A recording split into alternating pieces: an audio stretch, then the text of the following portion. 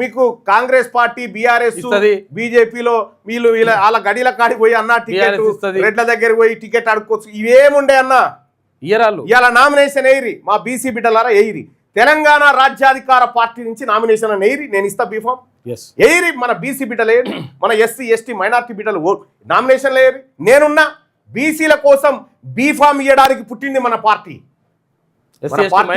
Minority SC ఎస్టీలకు సమాన వాటా పంచడం కోసం పుట్టింది. దయచేసి మీరందరూ కూడా కత్తెర గుర్తుకు ఓటేసి ఆశీర్వదించమని చెప్పి మీ అందరిని రిక్వెస్ట్ చేస్తూ ఉన్నా.